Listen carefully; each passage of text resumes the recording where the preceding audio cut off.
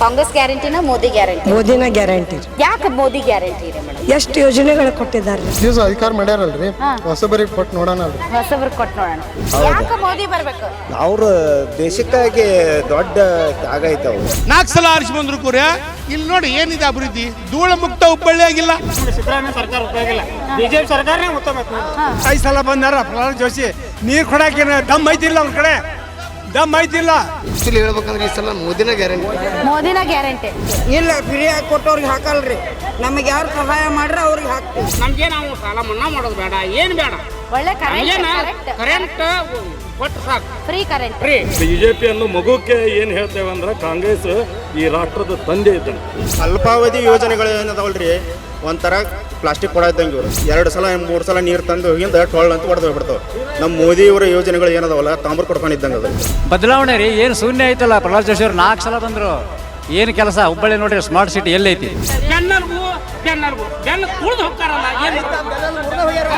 ಈ ಸಾರಿ ಪ್ರಹ್ಲಾದ್ ಜೋಶಿ ಅವರು 4,80,000 ಮತ ಅಂತರದಿಂದ ಈ ಕ್ಷೇತ್ರದಲ್ಲಿ ಗೆದ್ದು ಮತ್ತೆ ಕೇಂದ್ರದಲ್ಲಿ ಮಂತ್ರಿಗಳಾಗೋದು ಸತ್ಯ ಸತ್ಯ ಸತ್ಯ. ಕಾಂಗ್ರೆಸ್ ಪಕ್ಷ ಗೆಲ್ಲುವುದು 100ಕ್ಕೆ 100 ನಿಶ್ಚಿತ.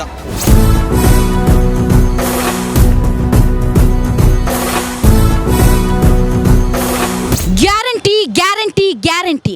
ಇದು ಗ್ಯಾರಂಟಿ ನ್ಯೂಸ್. ಸುದ್ದಿ ಖಚಿತ, ನ್ಯಾಯ ನಿಶ್ಚಿತ.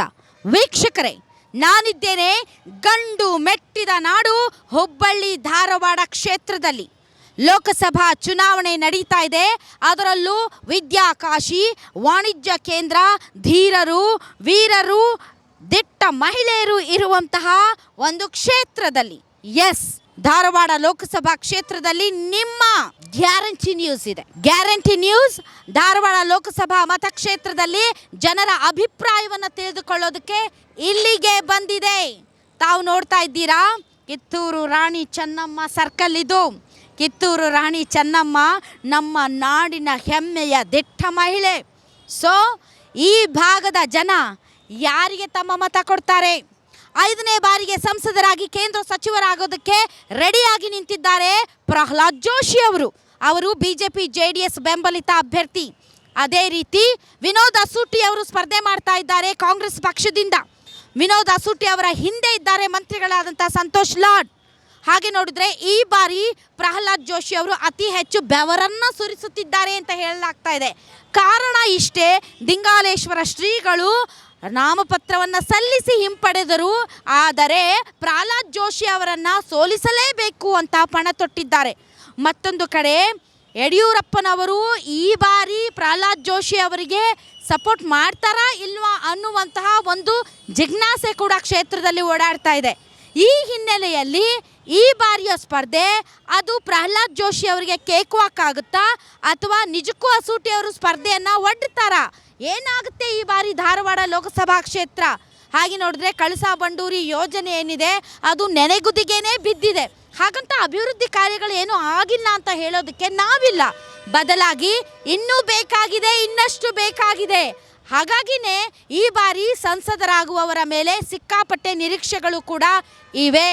ಆದರೆ ಹಲವಾರು ಭಾವನಾತ್ಮಕ ವಿಚಾರಗಳು ಈ ಲೋಕಸಭಾ ಕ್ಷೇತ್ರದ ಮೇಲೆ ಪರಿಣಾಮವನ್ನು ಬೀರುವಂತಹ ಸಾಧ್ಯತೆ ಇದೆ.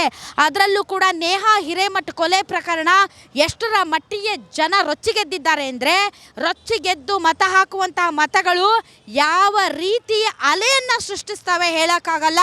ಒಟ್ಟಾರೆ Modi guarantee versus Congress guarantee, ಈ ಗ್ಯಾರಂಟಿಗಳ ಮಧ್ಯೆ ದೇಶಕ್ಕೆ ಯಾರು ಗ್ಯಾರಂಟಿ ಮತ್ತು ಈ ಭಾಗದ ಸಂಸದನಾಗಿ ದೆಹಲಿಗೆ ಹೋಗೋದು ಯಾರು? ಆ ಗ್ಯಾರಂಟಿ ಲೆಕ್ಕಾಚಾರವನ್ನು ನಿಮ್ಮ ಮುಂದೆ ಇಡ್ತೀನಿ, ಬನ್ನಿ.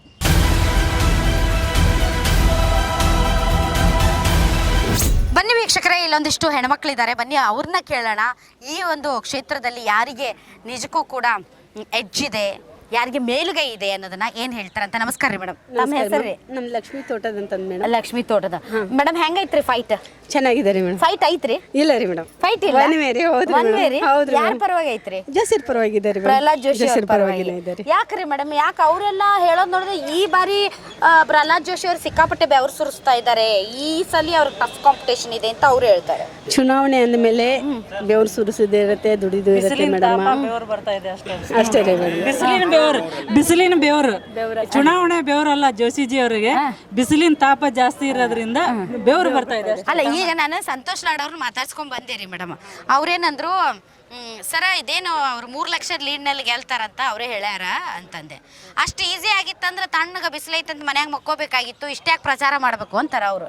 ಚುನಾವಣೆ ಅಂದಮೇಲೆ ಮಳ್ಕೊಳ್ಳುತ್ತಲ್ಲ, ಪ್ರತಿಯೊಬ್ಬರ ಕಾರ್ಯಕರ್ತನ ಭೇಟಿ ಆಗ್ಬೇಕಲ್ರಿ ಮೇಡಮ್. ಹಾಗಾಗಿ ನಾವು ಚುನಾವಣೆ ಪ್ರಚಾರ ಮಾಡ್ತಾ ಇದ್ದೇವೆ ಅಷ್ಟೇ. ಮೇಡಮ್, ಈ ಸರಿ ಯಾರು ಗ್ಯಾರಂಟಿ ಮೇಡಮ್? ಕಾಂಗ್ರೆಸ್ ಗ್ಯಾರಂಟಿನ ಮೋದಿ ಗ್ಯಾರಂಟಿ? ಮೋದಿನ ಗ್ಯಾರಂಟಿ ರೀ. ಯಾಕೆ ಮೋದಿ ಗ್ಯಾರಂಟಿ ರೀ ಮೇಡಮ್? ಎಷ್ಟು ಯೋಜನೆಗಳು ಕೊಟ್ಟಿದ್ದಾರ್ರಿ, ನಿಮ್ಗೆಲ್ಲ ಗೊತ್ತೈತೆ ಅದು. ಮತ್ ನಾವು ಹೇಳುದು ಕಾಂಗ್ರೆಸ್ ಅವ್ರು ಕೊಟ್ಟಿಲ್ರಿ? ಕೊಟ್ಟಾರ, ಗ್ಯಾರಂಟಿಗಳು ಕೊಟ್ಟಾರ, ವಾರಂಟಿ ಇಲ್ಲ. ಅಂದ್ರೆ ನಿಮ್ಗೆ ಎಷ್ಟು ವರ್ಷ ವ್ಯಾರಂಟಿ ಬೇಕು? ಅವ್ರು ಹೇಳಿದ್ದು 5 ವರ್ಷ. ಆದ್ರೆ ಈಗ ಇನ್ನೂ ನಿಂತಿಲ್ರಿ, ವ್ಯಾರಂಟಿ ಚಾಲು ಐತಿ. ನಿಲ್ತೈತೆ, ನಾವೇ ಹೇಳ್ತೇವೆ. ಲೋಕಸಭಾ ಆಗುತ್ತಲೇ ನಿಲ್ತೈತೆ. ಅಲ್ಲ, ಈಗ ಲೋಕಸಭಾ ಆದ್ಮೇಲೆ ನಿಂತಿಲ್ಲ ಅಂದ್ರೆ ಅದು ವ್ಯಾರಂಟಿನಾ? ವಾರಂಟಿನ ಅದು ವ್ಯಾರಂಟಿನ ಅಲ್ಲ. ಅಲ್ಲ, ಪ್ರಶ್ನೆ ಅರ್ಥ ಆಗಿಲ್ಲ ನಿಮ್ಗೆ. ಲೋಕಸಭೆ ಆದ್ಮೇಲೂ ಗ್ಯಾರಂಟಿ ಕಂಟಿನ್ಯೂ ಆಯ್ತಂದ್ರ ಅದಕ್ಕೊಂದು ವ್ಯಾರಂಟಿ ಸಿಕ್ಕಂಗ್ರಿ? ಇಲ್ರಿ. ಲೋಕಸಭಾ ಇಲೆಕ್ಷನ್ ಆಗಿಂದ ಗ್ಯಾರಂಟಿ ನಿಲ್ತೈತಿ. ನಿಲ್ಲಿಲ್ಲ ಅಂದ್ರೆ ವ್ಯಾರಂಟಿ ರೀ ಫಿಕ್ಸ್ ಅದು. ಹಂಗೇನೆ. ಓಕೆ ಮೇಡಮ್, ಈಗ ಕಾಂಗ್ರೆಸ್ನವ್ರು ಏನು ಹೇಳೋದು, ನಾವು ಹೆಣ್ಮಕ್ಳಿಗೆ ಒಳ್ಳೇದು ಮಾಡೀವಿ ಅಂತ. ಭಾಳ ಜನ ಗಂಡು ಮಕ್ಳು ಏನಂತಾರ್ರಿ, ಅದು ಬಿಟ್ಟು ಬಿಡ್ರಿ ರಾಜಕೀಯ. BJP ಯಾಕಂದ್ರೆ ಯಾರೇನು ಅವ್ರ ಅಪ್ಪನ ಮನೆಯಿಂದ ತಂದು ಕೊಡಲ್ರಿ, ಯಾರೇನು ಭಿಕ್ಷೆ ಕೊಡಲ್ಲ. ಅದು ಕೇಂದ್ರ ಸರ್ಕಾರ ಆಗಿರ್ಬೋದು, ರಾಜ್ಯ ಸರ್ಕಾರ ಆಗಿರ್ಬೋದು, ನಮ್ಮ ದುಡ್ಡು ನಮ್ಗೆ ಕೊಡ್ತಾರೆ. ಯಾರೇನು ಅವ್ರ ಖಜಾನೆಯಿಂದ BJP ಸರ್ಕಾರ ತಮ್ಮ ಪಕ್ಷದ ಖಜಾನೆಯಿಂದಲೂ ಕೊಡಲ್ಲ, ಕಾಂಗ್ರೆಸ್ ಪಕ್ಷ ಅವರು ಸಿದ್ದರಾಮಯ್ಯ ಅವ್ರ ಖಜಾನೆಯಿಂದಲೂ ಕೊಡಲ್ಲ. ನಮ್ಮ ದುಡ್ಡು ನಮಗೆ ಕೊಡ್ತಾರೆ. ಈ ಗಂಡು ಮಕ್ಳು ಏನಂದ್ರೆ ಫ್ರೀ ಏನೈತಲ್ಲ ಅದು ಕೊಡಬಾರ್ದು. ಹೆಣ್ಮಕ್ಳು ಮನ್ಯಾಗ ಇರಲ್ಲ, ಬರೀ ಊರು ಸುತ್ತಾರ, ಹುಡುಕ್ಯಾಡ್ಕೊಂಡು ಬರ್ಬೇಕು ಹೆಣ್ಮಕ್ಳನ್ನ ಅಂತಾರೆ. ನಿಜಾನ? ಗ್ಯಾರಂಟಿಗಳಿಂದ ಹೆಣ್ಮಕ್ಳಿಗೆ ಸ್ವಾಭಿಮಾನ ಇಲ್ದಂಗ ಆಗೈತಿ. ಆ ಸ್ವಾಭಿಮಾನ ಇಲ್ದಂಗ ಆಗಿದ್ದಕ್ಕ ಗಂಡ್ ಮಕ್ಳಿಗೆ ಬೇಜಾರಾಗೈತಿ. ಯಾಕಂದ್ರ ಬಸ್ ಪ್ರಯಾಣ ಮಾಡ್ಬೇಕಾರೆ ಎಷ್ಟು ತೊಂದ್ರೆ ಐತಿ, ಮಕ್ಳಿಗೆ ಶಾಲೆಗೆ ಹೋಗೋದು ಎಷ್ಟು ತೊಂದ್ರೆ ಐತಿ, ಇವೆಲ್ಲ ತೊಂದರೆಗಳಾಗ್ಯಾವ. ಅವ್ರ ಗ್ಯಾರಂಟಿಗಳು ಕೊಟ್ಟಿದ್ದೇನು ನಮ್ಮಿಂದನೇ ಕಿತ್ಕೊಂಡು ನಮಗೆ ಮೋದಿ ಕೊಟ್ಟಿದ್ರು ಚಲೋ ಚಲೋ. ಮೋದಿಜಿ ಕೊಟ್ಟಂತ ಯೋಜನೆಗಳು ನಿರಂತರ ಯೋಜನೆಗಳು ಅದಾವ್ರಿ, ಶಾಶ್ವತ ಯೋಜನೆಗಳು ಅದಾವ. ಒಂದ್ ಬ್ಯಾಂಕ್ ಖಾತೆ ಕೊಟ್ರು ಶಾಶ್ವತ ನಾವ್ ಇರೋವರೆಗೂ ಖಾತೆ ಇರ್ತತ್ರಿ.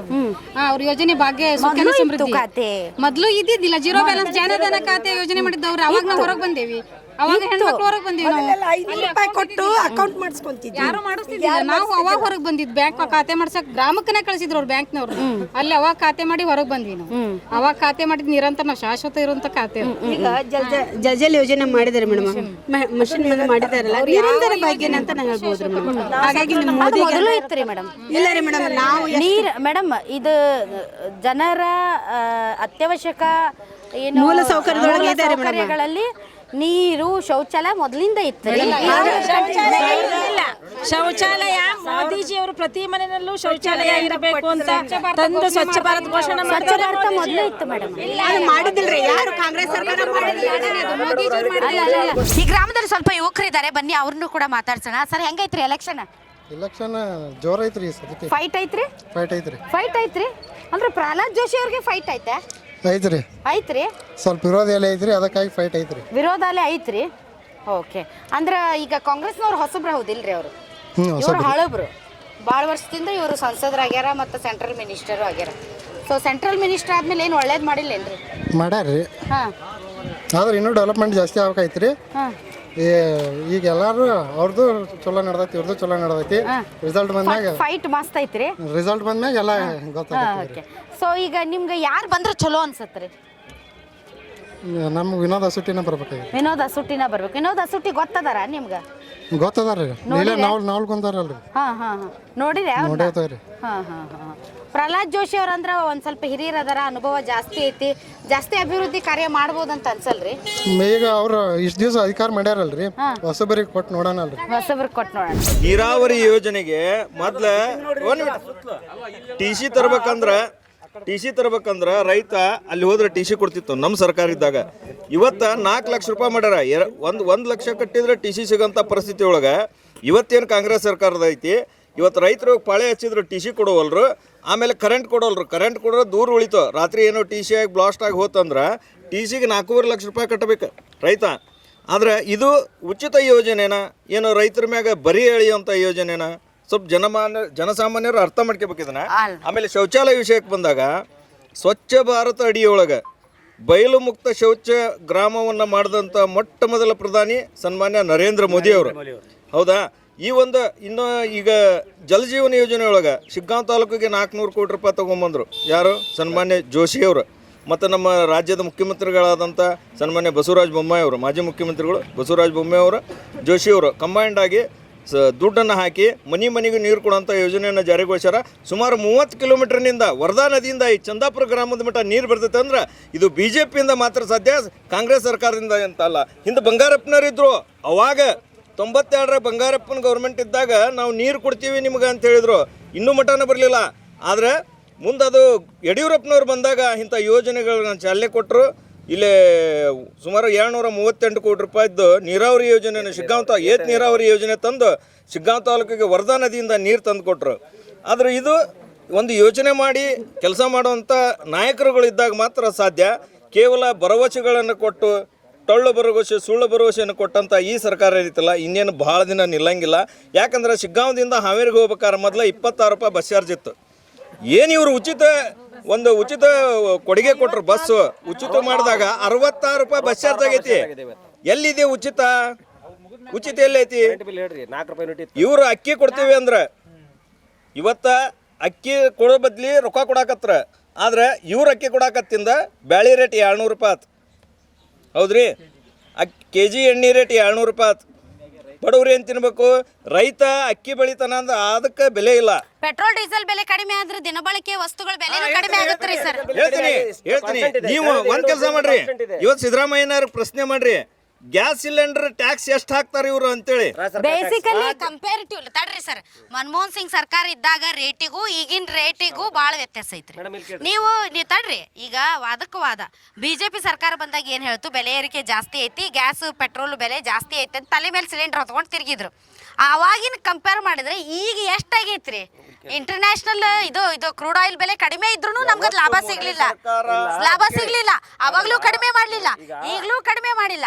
ಈಗ ಅಲ್ಲಿಂದ ಮೂಲತಃ ಬೆಲೆಯಲ್ಲಿ ಏರಿಕೆ ನಿಮಗೆ ಕಾಣಲ್ಲ. ಇವ್ರು ಒಂದಿಷ್ಟು ಸುಂಕ ಹಾಕಿದ್ರೆ ಮಾತ್ರ ಇವ್ರು ತಪ್ಪಂತೀರಿ. ಒಬ್ಬ ಗೌರ್ಮೆಂಟ್ ಎಂಪ್ಲಾಯ್ ಅವಾಗ 20,000 ಇದ್ರ ಪೇಮೆಂಟ್, ಈಗ 60,000 ಆಗೈತ್ರಿ. 60,000 ಆಗೈತೆ.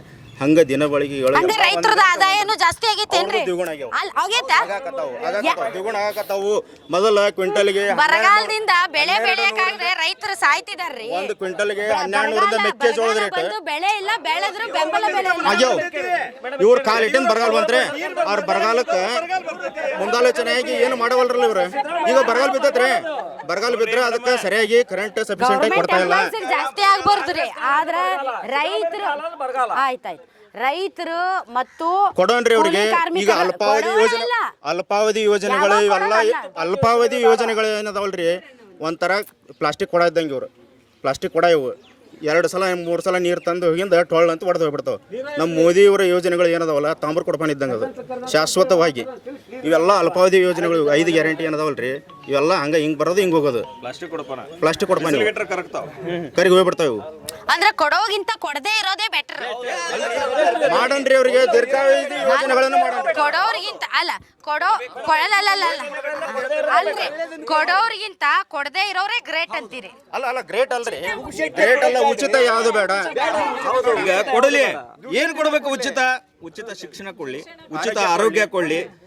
ಅಲ್ಲ, ನೀವು ದುಡ್ಡಿರೋರು ಬೇಡ ಅಂತೀರಪ್ಪ, ದುಡ್ಡಿಲ್ದೇ ಇರೋರು ಬೇಕು. ಎಷ್ಟೋ ಬಡ ಮಕ್ಕಳು ಇವತ್ತು ಈಗ ಅಲ್ಲರಿ, ಈಗ ಕೊರೋನಾ ಬಂತ್ರಿ. ತಡ್ರಿ, ನಮ್ಮ ಮೋದಿ ಅವರದು ಆಯುಷ್ಮಾನ್ ಯೋಜನೆ one of the fantastic program.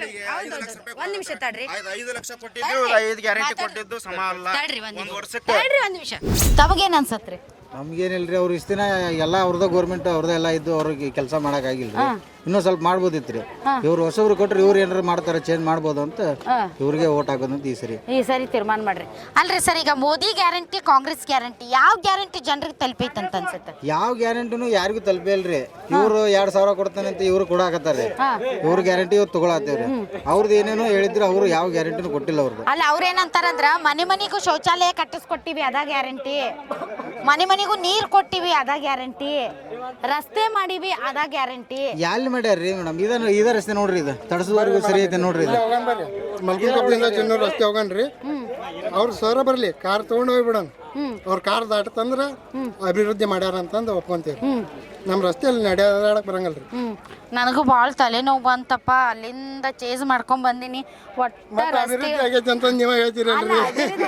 ಹಂಗಲ್ರಿ, ಈಗ ಈ ನ್ಯಾಷನಲ್ ಹೈವೇ ಅವ್ರು ಮಾಡ್ತಾರಪ್ಪ, ಈ ರೋಡ್ ಎಲ್ಲ ಮತ್ತೆ ನಿಮ್ ಸ್ಥಳೀಯ ಶಾಸಕರು ಮಾಡ್ಬೇಕು. ಸ್ಥಳೀಯ ಶಾಸಕರಿಗೆ ಎಲ್ಲರಿಗೂ ಅದನ್ನ ಹೇಳಾಕತ್ತೀವ್ರಿ, ಬಟ್ ಅವ್ರಿಗೆ ಮುಟ್ಬೇಕ್ರಿ. ಓಕೆ, ಅಂದ್ರೆ ಮೋದಿ ಗ್ಯಾರಂಟಿ ನಿಮ್ಗೆ ತಲುಪಿಲ್ಲೇನ್ರಿ? ನಮ್ಗೆ ಯಾವ್ದು ಬಂದಿಲ್ಲ. ಕಾಂಗ್ರೆಸ್ ಗ್ಯಾರಂಟಿ ಬಂದೈತೆ? ಬಂದೈತ್ರಿ.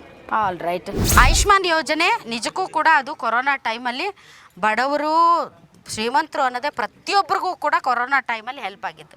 ಬಟ್ ಅದಾದಮೇಲೆ ಏನಾಯಿತು, ಕೊರೋನಾ ಬಂದು ಜನರ ಜೀವನ ಮಟ್ಟ ಭಾಳ ತತ್ತರಿಸಿ ಹೋಯಿತು. ಯಾಕೆಂದರೆ ಜನರಿಗೆ ದುಡಿಮೆ ಇಲ್ಲ. ಈ ಕಡೆ ರೈತರೂ ಕೂಡ ಭಾಳ ಅವರು ಮಳೆ ಇಲ್ಲದೆ ಬೆಳೆ ಇಲ್ಲದೆ ಅವರು ತತ್ತರಿಸಿ ಹೋಗಿದ್ದಾರೆ. ಜನರ ಕೈಯಾಗ ರೊಕ್ಕ ಇಲ್ಲ. ಈಗ ಜನರಿಗೆ ಒಂದಿಷ್ಟು ಅವರಿಗೆ ಉಸಿರಾಡೋದಕ್ಕೆ ಒಂದು ಸ್ಪೇಸ್ ಬೇಕು, ಉಸಿರಾಡೋದಕ್ಕೆ ಅವ್ರ ಕೈಯಲ್ಲಿ ಒಂದಿಷ್ಟು ಹಣ ಬೇಕು. ಇದು ಶಾಶ್ವತ ಅಲ್ಲ. ಆ ಹಣವನ್ನು ಒದಗಿಸಿದಾಗ ಅವರು ಒಂದಿಷ್ಟು ದಿನ ಒಂದು ಉತ್ತಮವಾಗಿ ತಮ್ಮ ಜೀವನವನ್ನು ಮತ್ತೆ ಟ್ರ್ಯಾಕಿಗೆ ತರೋದಕ್ಕೆ ಸಹಾಯ ಆಗುತ್ತೆ. ಸೊ ಇಂತಹ ವಿಚಾರಗಳಲ್ಲಿ ಜನರಿಗೆ ಬಡವರಿಗೆ ಹೆಲ್ಪ್ ಆಗ್ತಿದೆ ಅಂತಂದರೆ ನಾವು ಯಾಕೆ ಬೇಡ ಅನ್ನೋಣ. ಒಂದು ಯಾರ ಮನೇದು ಕೊಡ್ತಾರ್ರಿ ಅವರು? ಸಿದ್ದರಾಮಯ್ಯನವ್ರು ಕೊಡ್ತಾರೋ? ಒಂದು ನಿಮಿಷ ತಡ್ರಿ, ಮೋದಿಯವ್ರು ಕೊಡ್ತಾರೆ, ಯಾರಾದ್ರೂ ಕೊಡ್ತಾರೆ? ಯಾರ ಮನೆಯಿಂದ ಕೊಡ್ತಾರ? ಅವ್ರ ಮನೆಯಿಂದ ಕೊಡ್ತಾರ? ಕೊಡ್ಲಿ ಬಿಡ್ರಿ, ಯಾರಾದ್ರಾಗ್ಲಿ ಕೊಡ್ಬೇಕು ನಮ್ಗೆ. ಅದು ಕಾಂಗ್ರೆಸ್ ಗೌರ್ಮೆಂಟ್ ಆಗ್ಲಿ ಬಿಜೆಪಿ ಕೊಡ್ಬೇಕು. ಇವ್ರು 5 ಗ್ಯಾರಂಟಿ ಏನ್ ಮಾಡ್ರಲ್ರಿ ಈಗ? ಓನ್ಲಿ ಬಿಕಾಸ್ ಅವ್ರು ಕಾಂಗ್ರೆಸ್ನವ್ರು ಅಂತ ಅವ್ರು ನಾವು ಯೋಜನೆಗಳನ್ನ ಯಾಕೆ ಬೈಯೋಣ? ಯೋಜನೆಗಳನ್ನ ಯಾಕೆ ಬೈಯೋಣ? ಈಗ APMC ಮಿಸಸ್ ಮತ್ತೆ ಸ್ಟಾರ್ಟ್ ಆಗೈತಿ. ನಿಮ್ಮ ಪ್ರಶ್ನೆಗೆ ಉತ್ತರ ನಾ ಹೇಳ್ತೀನಿ. ನೀವು 2,000 ರೂಪಾಯಿ ಕೊಟ್ರ ಪೂರ್ತಿ ಅವ್ರ ಫ್ಯಾಮಿಲಿನ ಸೇಫ್ ಆಗಿ ಹೋಗತಿ, ಟ್ರ್ಯಾಕಿಗೆ ಬರ್ತೈತಿ ಅಂತ ಹೇಳಿದ್ರಲ್ಲ. ನಿರುದ್ಯೋಗ ಸಮಸ್ಯೆ ಯಾಕೆ ಕೇಳ್ತಾರೆ? ಇವತ್ತು ನಿರುದ್ಯೋಗ ಸಮಸ್ಯೆ ಪರಿಹಾರ ಆಗಲಿ ಅಂತೇಳಿ ಮುದ್ರಾ ಯೋಜನೆಯನ್ನು ತಂದರು ಮೋದಿಯವರು. ಆ ಸ್ಕಿಲ್ ತಂದರು. ಅಲ್ಲಿ ಏನೈತಿ, ಯಾರು ಜಮೀನ್ದಾರ್ ಬೇಡ. ಫಸ್ಟ್ ತಲೆಗಟ್ಕೋರಿ, ಯಾರು ಜಮೀನ್ದಾರ್ ಬೇಡ, ಅದಕ್ಕೆ ಮೋದಿನ ಜಮೀನ್ದಾರ. ಮುದ್ರಾ ಯೋಜನೆಯೊಳಗೆ ಏನು ಸಾಲ ತೊಗೊತಾರೆ ಇವತ್ತು, ಅದಕ್ಕೆ ಗ್ಯಾರಂಟರ್ ಯಾರ್ರಿ? ಮೋದಿಯವರ. 50 ಲಕ್ಷ ಮಟ್ಟ ಸಾಲನ ಕೊಡ್ತೀವಿ ಕೇಂದ್ರ ಸರ್ಕಾರದವರು. ಯಾವುದೇ ಗ್ಯಾರಂಟಿ ಇಲ್ದನ ಅವ ಅದನ್ನು ಹಂತವಾಗಿ ಏನು ಸಾಲ ಕೊಡ್ತಾರಲ್ಲ, ಅದು ಅವನು ನಿರುದ್ಯೋಗ ಸಮಸ್ಯೆ ಪರಿಹಾರ ಆಕೈತೋ ಏನು? ನೀವು ಸಿದ್ದರಾಮಯ್ಯ ಕೂಡ 2,000 5 kg ಅಕ್ಕಿಂದ ಪರಿಹಾರ ಆಕೈತೋ? ಬಡವರು ಬಿಡಿಗ್ನಾಗ 60 ನೀವು ಸುಮ್ಮನೆ ಇರ್ತಾರ. ಈಗ ನಾವು ವಯಸ್ಸಾದಾರೆ, ಮಕ್ಕಳನ್ನ ನೋಡಂಗಿಲ್ಲ. ಅದನ್ನೇ 60 ವರ್ಷದ ಮ್ಯಾಗರಿಗೆ ದವಾಖಾನಿಗೆ ಸಾಲಿ ಮಕ್ಕಳಿಗೆ ಹಾಕಿರಿ ಹೆಂಗಾಕಿತ್ತು? ನಮ್ಮ ಹಂಡ್ರೆ ನಮ್ಮ ಮನ್ಯಾಗ ಇಲ್ಲ. ಈಗ ಅದನ್ನ ಹೇಳ್ರಿ. ನನ್ನ ಹತ್ರ ಇಲ್ಲ ಹೋಗ್ಯಾಳಕ್ಕೆ, ನನ್ನ ಹೆಂಡತಿನೇ ಇಲ್ಲ ಅಂದಾಗ ಇದೆಂತ ಸರ್ಕಾರ? ನಿಮ್ಮ ಹೆಂಡತಿ ಎಲ್ಲಿ ಹೋಗ್ಯಾರ್ರಿ? ದೇಶ ನೋಡಕ್ಕೆ, ದೇಶ ನೋಡಕ್ಕೆ ಬರ್ರಿ. ನಿಮ್ಮ ಮನೆಗೆ ಅದಾರ ಇಲ್ಲ ನೋಡೋಣ ಬರ್ರಿ. ನಡ್ರಿ ನಿಮ್ಮ ಮನೆಗೆ ಏನಾಗೈತಿ ಅಜ್ಜ ಇವತ್ತು ಏನಾಗೈತಿ? ಈಗ ಆಯ್ತು ತಡ್ರಿ, ಈಗ ತಡ್ರಿ, ಆಯ್ತು. ಈಗ ನಾನೇನು ಹೇಳ್ತೀನಿ ಗೊತ್ತೇನ್ರಿ? ಈಗ ಕಾಂಗ್ರೆಸ್ ಗೌರ್ಮೆಂಟ್ ಅಥವಾ ಬಿಜೆಪಿ ಗೌರ್ಮೆಂಟ್ ಯಾರೇ ಆಗ್ಲಿ ರೀ, ಅದು ಮೋದಿಯವರಾಗ್ಲಿ ಸಿದ್ದರಾಮಯ್ಯನವರಾಗ್ಲಿ, ಅವ್ರು ಯಾರು ಕೂಡ ಅವ್ರ ಮನೆ ದುಡ್ಡು ಕೊಡಲ್ರಿ. ತಡ್ರಿ, ಈಗ ನಾವು ಬಿಜೆಪಿನೋ ಬೆಂಬಲಿಸ್ತೀವೋ ನಾವು ಕಾಂಗ್ರೆಸ್ನೋ ಬೆಂಬಲಿಸ್ತೀವೋ ಅದು ಬೇರೆ. ನಾವೆಲ್ಲರೂ ಕೂಡ ಈ ರಾಜ್ಯದ ಪ್ರಜೆಗಳು, ಈ ದೇಶದ ಪ್ರಜೆಗಳು. ನಮಗೇನೋ ಒಂದು ಸವಲತ್ತು ಕೊಡ್ತಾರೆ ಸರ್ಕಾರಗಳು, ಆಯ್ತು ರೀ, ನಮಗೆ ಬೇಡ. ಆದರೆ ಅದರ ಅವಶ್ಯಕತೆ ಇರೋ ಜನ ಭಾಳ ಇದ್ದಾರೆ. ಇದು ಮೋದಿ ಕೊಟ್ಟಾರಂಥೇಳಿ ಕಾಂಗ್ರೆಸ್ ಅವರು ನನಗೆ ಬ್ಯಾಡ್ ಅನ್ನೋದು, ಸಿದ್ದರಾಮಯ್ಯನವ್ರು ಕೊಟ್ಟಾರಂಥೇಳಿ BJP ಅವ್ರು ಬ್ಯಾಡ್ ಅಂದರೆ ಯಾರಿಗೂ ತೊಂದರೆ ರೀ. ಒಂದು ನಿಮಿಷ ತಡ್ರಿ, ಯಾರಿಗೆ ಅನುಕೂಲ ಐತಿ, ಯಾರಿಗೆ ಅನಿವಾರ್ಯ ಐತಿ, ಯಾರ ಪರಿಸ್ಥಿತಿ ಕೆಟ್ಟೈತಿ ಅವರಿಗೆ ತೊಂದರೆ.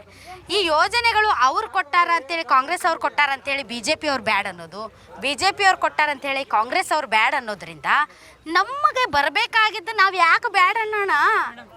ಯಾಕೆ ಬೇಡ ಅನ್ನೋಣ ಹೇಳ್ರಿ? ಹೌದಲ್ರಿ, ಯಾಕೆ ಬೇಡ ಅನ್ನೋಣ?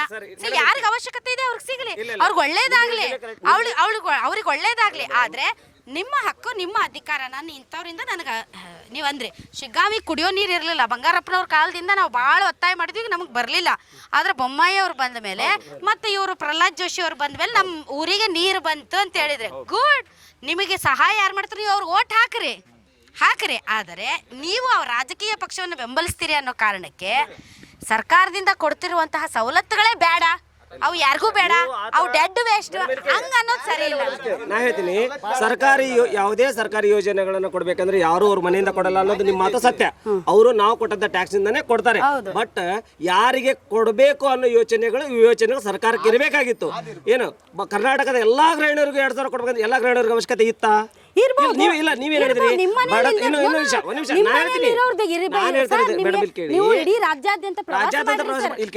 ಉಚಿತ ಯೋಜನೆಗಳನ್ನು ₹1 ಹಣನೂ ಇಲ್ದೇನೆ ಒದ್ದಾಡುವಂತ $2,000 ದುಡ್ಡನ್ನು ಕೊಡೋದ್ರಿಂದ ನಾವು ಎಲ್ಲವನ್ನು ಪರಿಹಾರ ಮಾಡಕ್ಕಾಗಲ್ಲ.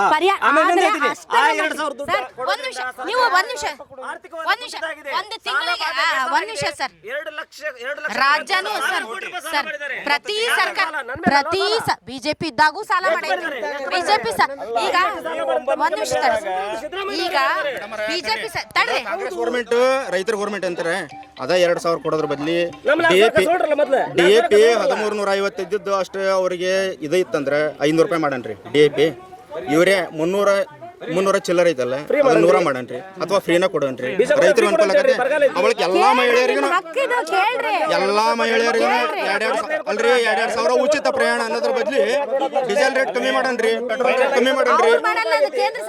ಅವ್ರು ಇವ್ರ ಸಬ್ಸಿಡಿ ಕಮ್ಮಿ ಮಾಡನ್ರಿ, ಇವ್ರ ಸಬ್ಸಿಡಿ ಅಂತ ತಗೊಂಡ್ರಿ. ಒಂದ್ ನಿಮಿಷ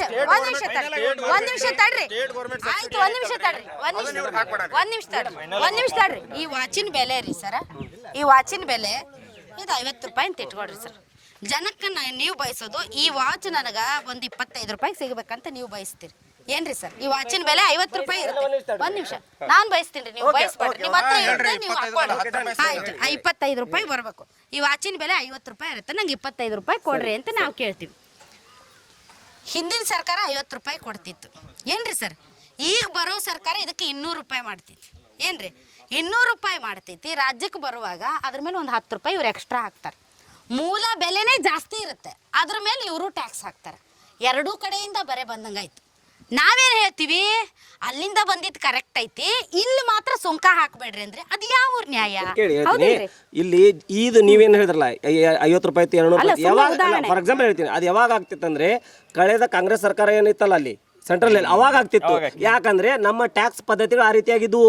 ಟೋಟಲ್ 45% ಟ್ಯಾಕ್ಸ್ ಪದ್ಧತಿಗಳಿದ್ವು. ಒಂದು ನಿಮಿಷ ಕೇಳಿ, ನಾ ಹೇಳ್ತೀನಿ, ಉತ್ತರ ಕೊಡ್ತೀನಿ. ಸರ್, ಅಂತಾರಾಷ್ಟ್ರೀಯ ಮಾರುಕಟ್ಟೆಯಲ್ಲಿ ಕಚ್ಚಾ ತೈಲ ಬೆಲೆ ಕಡಿಮೆ ಆದ್ರೂ ಕೂಡ ಕಡಿಮೆ ಆಗಿಲ್ಲ. ಕಚ್ಚಾ ತೈಲದ ಬೆಲೆ ಕಚ್ಚಾ ತೈಲದ ಬೆಲೆ ಕಡಿಮೆ ಆದ್ರೂ ಪೆಟ್ರೋಲ್ ಬೆಲೆ ಕಡಿಮೆ ಆಗಿಲ್ಲ. ಆದ್ರೆ ಕಳೆದ 2 ವರ್ಷದಿಂದ ₹90 ಮೇಲೆ ಪೆಟ್ರೋಲ್ ಹೋಗಿಲ್ಲ. ಆದರೆ ಕೇಳಿ, ಪೂರ್ತಿ ಕೇಳಿ ಮೇಡಮ್, ಪೂರ್ತಿ ಕೇಳಿ. ಏನಾಗಿದೆ? ಮನಮೋಹನ್ ಸಿಂಗ್ ಸರ್ಕಾರ ಮಾಡಿದಂತ ಮನಮೋಹನ್ ಸಿಂಗ್ ಮಾಡಿದಂತ ಸರ್ಕಾರ ಸಾಲವನ್ನ ತೈಲ ಬಾಂಡ್ ಸಾಲವನ್ನು ಯಾರು? ಗ್ಯಾರಂಟಿ ನ್ಯೂಸ್, ಸುದ್ದಿ ಖಚಿತ, ನ್ಯಾಯ ನಿಶ್ಚಿತ.